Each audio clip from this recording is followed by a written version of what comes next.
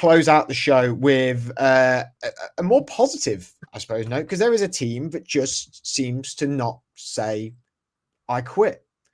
And it's very much a mantra of the coach, Jim Harbaugh, and that is the LA Chargers. I mean, despite multiple injuries to really key personnel, they are putting up a fight and winning games. I mean, they beat my Steelers 25-10, handedly beat us as well. I won't say it wasn't a close game at all, by no means. LA played really, really well. And when you look at their injuries at the minute, Sky, I mean, geez Louise. I mean, this is just injury reserve. Some of these guys are out for the season, but Joe Alt, Rashawn Slater, that's your right tackle, your star right tackle, your star left tackle out. And Marion Hampton, your star new rookie running back. Najee Harris, the backup. Deshaun Hand. Hassan Haskins, the third string running back. Jordan Oloakun. I mean, they have been really hit over the head with the injury bug this season. It feels a little bit like Detroit last year, where it was just like every week someone's going down. You're like, how are they going to get over this adversity? Well, they keep doing it. They're on a 3-game win streak. They beat Minnesota, then Tennessee, now Pittsburgh. They go to Jacksonville before their bye week in week 12. I mean, they seem to just not say, we're dying out here. I quit. We can't do this. They seem to keep going. Yeah, and Harbaugh was a bit irate, wasn't he? Because someone on your team body slammed a receiver, and Herbert took them some hits, and I can't remember who it was though. I've gone blank as well. But yeah, I remember seeing that. I think that, but again, you know what we're saying about, like, I know he's not a new coach, but I was saying about, but neither is Mike Vrabel.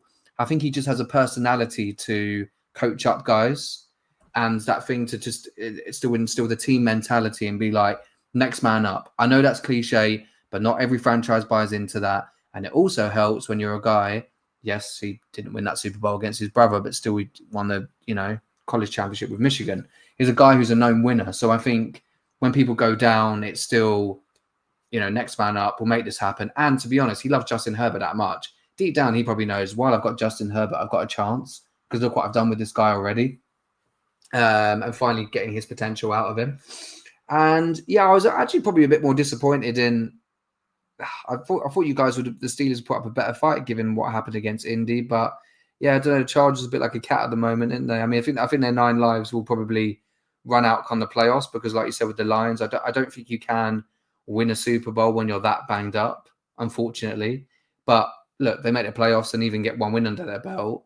No matter what happens, they probably look at next season and go, right, if we're healthy, we've got something here, we've built something. And I think whether you're a fan of the Chargers or not, we've all spoke highly of Justin Herbert on the podcast. I think it's just nice to see that, especially for, not being disrespectful to fans in that region in LA, but it's a franchise that probably needs to win to stay relevant, and that's why we'll probably see them in the international scene next year. And surprised they weren't here, in this season. So it's good what he's doing, and yeah, even guys like Vidal. I know we look at that from a fantasy perspective. We don't talk about the O-line and stuff like that, but they could have gone and traded for a running back, and they didn't. So it just shows the confidence he has in each group on his roster, regardless of who gets hurt.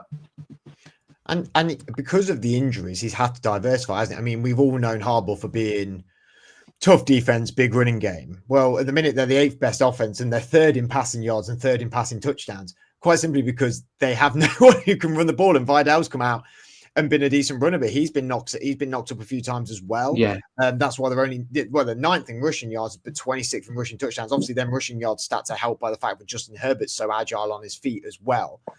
And then the 11th best defense at the minute. I mean, they're doing better in the passing game than they are in the rushing game. Again, that might be a little bit like the Bills argument, Adam, that you had, where, well, we know we can rush on them better. We won't throw on them then. But it's credit to this team and to Herbert and to the coaching staff that they are okay. They have their fundamentals and their sort of philosophies of how they play the game, but they go, well, we're going to have to diversify. We're going to have to change things up, because when we've got this amount of guys out, we just can't run our game plan. Yeah, absolutely, and they're doing amazing at it. They really are. I mean, it is ridiculous how many injuries this team have had.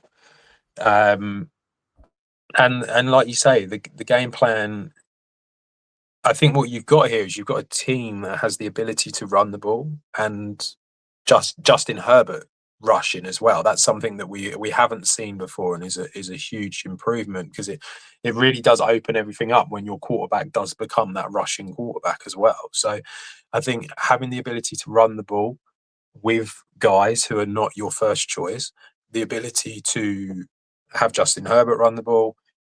The one good thing that they have had, and they haven't had any real injuries in the pass catching options. And I think that's something that if they started losing some of them guys as well, then I think we would see a different story happening. So, you've got Lad McConkey, Keenan Allen, Quentin Johnson.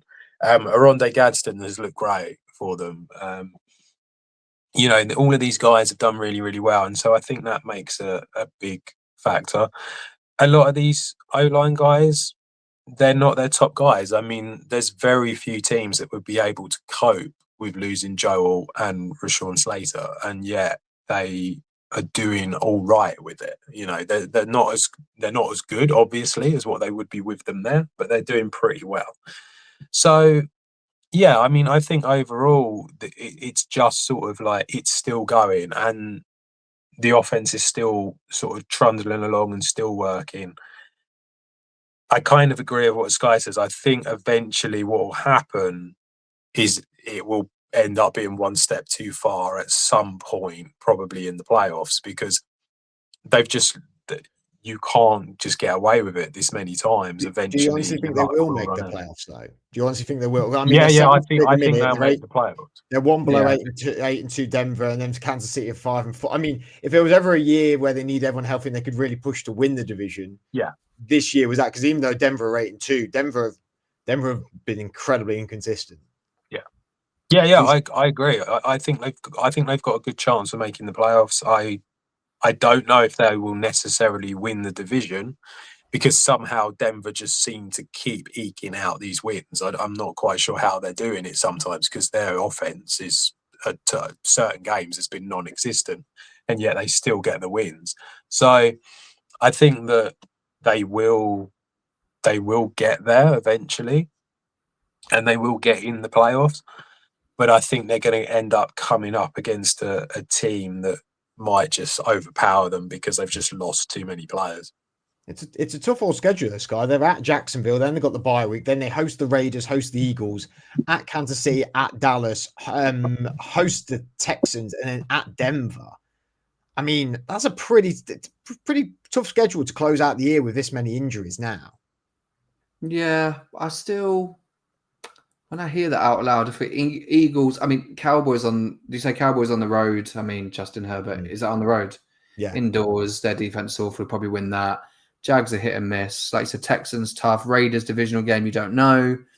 Eagles are the Eagles. But I mean, this I'm not just saying it because I feel like people say this every year, but genuinely, this is the year where it's just so open.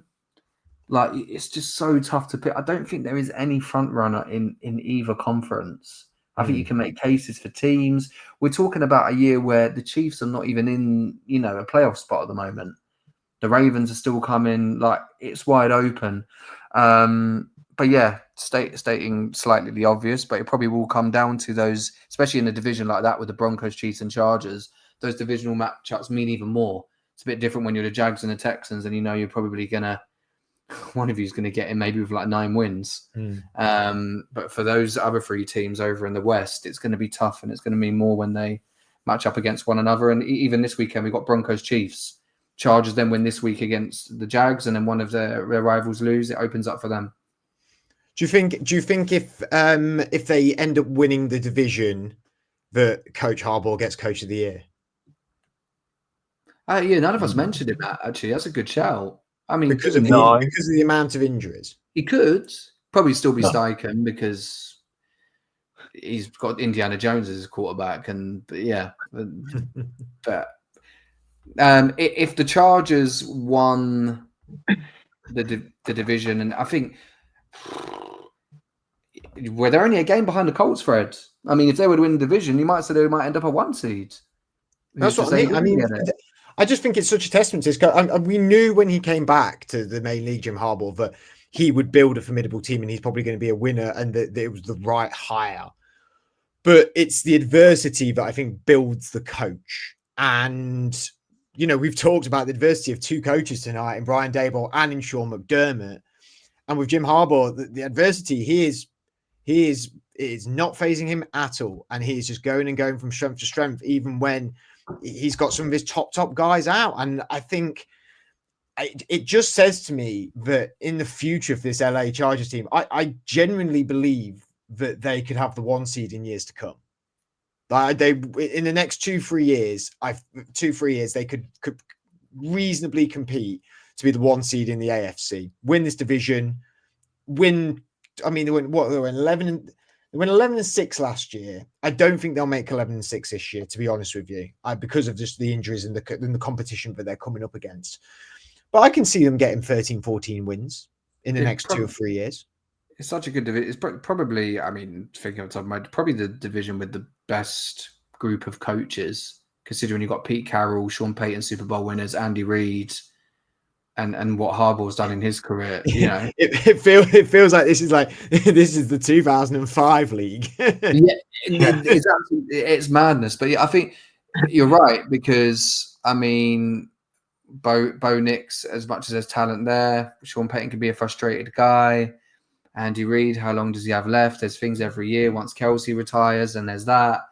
I think Harbaugh's in it for the long haul. I think we know he came to LA because of Justin Herbert. And yeah, probably they're going to be a contender for a while. I just you just hope, again, we're going back to what we said before. It's again with windows and opportunities in sport. I think he's at least a coach who took time away from the league after losing a Super Bowl to realize, I want to come back, and it needs to happen almost like now. And when I mean now, I mean within like the next 4 years.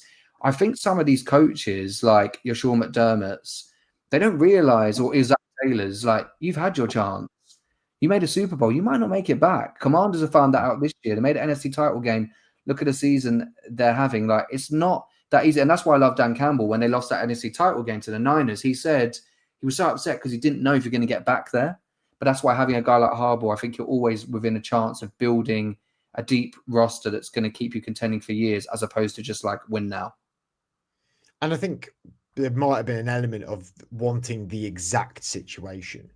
Yeah. Like if we're going to leave Michigan, I want to be in a very particular situation with a particular quarterback in a particular system in a particular way. And let's face it, he has a lot of gravitas in that building. You know, I don't think much gets done without Harbaugh's input. Would you agree with that, Adam? I can't imagine. Is it Tom Telesco, the GM there? I'm pretty sure it's Tom Telesco. Did he go back there? I could be wrong. Go on, you'll find it faster than I will. Joe Ortiz. Tom Telesco's the GM. Well, no, he's not even. He went to the Raiders. He was at the Chargers for like 10 years, and then he went to the Raiders. And he went to gamble for a weekend and switch jobs. Yeah. Joe Ortiz is the general manager. So I think it must be what his first year or second year? So this is his second year. So he's coming at the exact same time. So he came in with Harbaugh. Yeah, I assume. What a full circle callback moment. I'll say nothing. I would just let my.